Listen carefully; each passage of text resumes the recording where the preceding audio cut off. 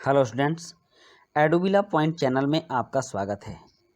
और आज हम करेंगे क्लास 10 के वर्कशीट नंबर 66। यह हिंदी विषय व्याकरण रस सिद्धांत का चौथा भाग है और आज इस वर्कशीट को हम लोग करने जा रहे हैं।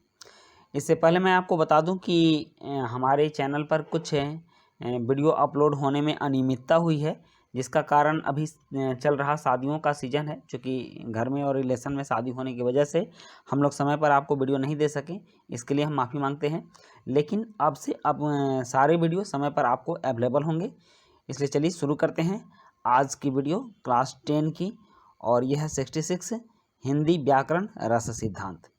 बच्चों, अब तक हमने जाना कि रस सिद्धांत के प्रणेता आचार्य भरत मुनि ने 9 प्रकार के रस का उल्लेख किया है। पिछले वर्कशीट में भी हम लोगों ने जाना था कि भरत मुनि ने 9 प्रकार के रस का उल्लेख किया है, किंतु अब रसों की संख्या 11 है कही जाती है। प्रत्येक रस का एक अस्थाई भाव होता है, जिसकी सूची इस प्रकार है। हमने पिछले वर्कशीट में भी रस और उसके अस्थाई भाव को जाना था, तो आज के वर्कशीट में भी दिया गया है, तो हम इसको समझ लेते हैं। जैसे कि आपने जाना है कि भरत मुनि ने 9 रसों की व्याख्या की थी, लेकिन इसके बाद 2 रस और बढ़ गए हैं।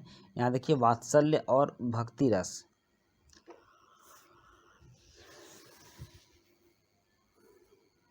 ये 2 अतिरिक्त रस हैं जो बाद में जोड़े गए हैं और बढ़ गए हैं।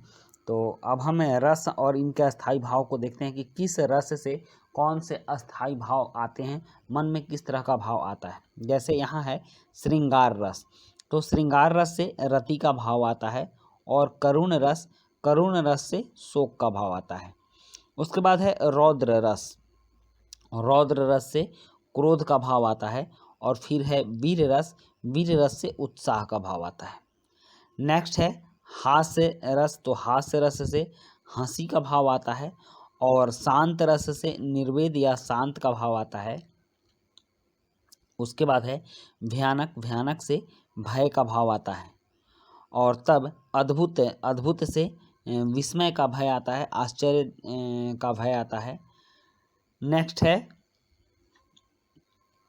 नौमा रस से विवत्स, और विभत्स से घृणा या जुगुप्सा का भाव आता है।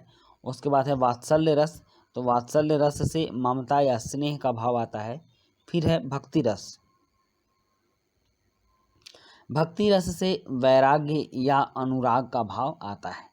वैराग्य मतलब होता है सांसारिक मोह माया से विरक्ति, और अनुराग का मतलब होता है लगाव। तो भक्ति से अगर अनुराग रस आता है तो आपको अपने आपके इष्ट या आपके परमेश्वर से लगाव की अनुभूति होगी,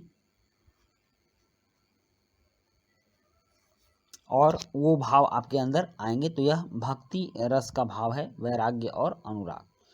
चलिए आज हम देखेंगे श्रृंगार रस। श्रृंगार रस क्या है और यह कितने प्रकार का होता है। जहाँ नायक और नायिका की अथवा महिला पुरुष के प्रेम पूर्वक श्रेष्ठाओं क्रियाकलापों का श्रेष्ठाक वर्णन होता है, वहाँ श्रृंगार रस होता है। श्रृंगार रस का भाव अस्थाई भाव रति होता है। यह 2 प्रकार का होता है, संयोग श्रृंगार और वियोग श्रृंगार। तो इसका एक उदाहरण है, राम को रूप निहारत जानकी कंगन के नग की परछाई, याते सबे सूध भूल गई कर टेक रही पल टारत नाही। तो यहाँ श्रृंगार रस है जो कि माता जानकी के मन में राम के रूप को देखते हुए उमड़ पड़ता है, तो यह उसका भाव है। और उसके बाद दूसरा रस है करुण रस। ये करुण रस क्या होता है, इसे हम जानते हैं। इसमें किसी प्रकार की दुख से संबंधित अनुभूति से प्रेरित काव्य रचना को पढ़ने से करुण रस उत्पन्न होता है। करुण रस का अस्थाई भाव शोक होता है। उदाहरण है इसका, शोक बिकल सब रोवहि रानी, रपु सिलु बलु तेजु बखानी, करहि विलाप अनेक प्रकारा, पारहि चूमि तल बारहि बारा। इसका मतलब ये हुआ कि अगर आपके अंदर करुणा का भाव आएगा मतलब कोई दुखदाई परिस्थिति आएगी तो आप करुण होंगे, और करुण होंगे तो आपके मन में शोक का भाव आएगा। तो यह करुण रस है, और करुण रस का स्थायी भाव शोक रस होता है, शोक होता है। उसके बाद यहाँ 3 प्रश्न दिए गए हैं। 3 प्रश्न है कि श्रृंगार रस कितने प्रकार का होता है, उनके नाम लिखिए। और दूसरा प्रश्न है पहला में के बाद करुण रस कब उत्पन्न होता है और इसका अस्थाई भाव कौन सा है, आप इसका भी नाम बताइए। और तीसरे प्रश्न में नंबर यहाँ दिया है, आप देख लीजिएगा, इसको हम लोग डिप्लेक्स करके यहाँ भी लिख सकते हैं। ओके, तो तीसरे प्रश्न में कह रहा है कि यहाँ कुछ रसों और उनके, या उनके नहीं है, प्रिंटिंग मिस्टेक है, उनके अस्थाई भावों के नामों की सूची दी गई है, इन्हें सुमेलित कीजिए। मतलब इसको उसके भाव के साथ, जो अस्थाई भाव हैं उनको उनके रस के साथ हमें सुमेलित करना है। जैसे यहाँ श्रृंगार रस है, तो श्रृंगार रस का हमने अभी पढ़ा है कि श्रृंगार रस का अस्थाई भाव होता है रति, तो आप रति के साथ इसको सुमेलित करेंगे। और उसके बाद है करुण रस, तो करुण रस का अस्थाई भाव होता है शोक। अभी हमने 2 रस पढ़े भी हैं, श्रृंगार रस और करुण रस पढ़े हैं। उसके बाद है रौद्र रस, तो रौद्र रस का स्थायी भाव होता है क्रोध, और वीर रस का स्थायी भाव होता है उत्साह। तो इस तरह से हमने इसको मैच कर लिया, मिलाया, जो रस हैं उनके स्थायी भाव से हमें मैच करने हैं। नेक्स्ट है हास्य, तो हास्य रस का स्थायी भाव हंसी या हास्य होता है, तो ये तो पहले से ही सुमेलित है। शांत, तो शांत का भी जो अस्थाई भाव है यह निर्वेद या शांत रहता है, शांत रस का। और भयानक रस से भय उत्पन्न होता है, इसका अस्थाई भाव भय आता है। और अद्भुत रस से विस्मय का भाव आता है। तो इस तरह से हमने तीसरे प्रश्न को पहले कर लिया, और तीसरा प्रश्न आप भी कर लेंगे, क्योंकि मैं अब इन दोनों प्रश्नों के उत्तर आपको लिखवा दूंगा। और इसमें एक और काम आपको करना है कि इस गतिविधि, एक गतिविधि है आपके लिए कि रस के बारे में अपने अध्यापक से बातचीत कीजिए।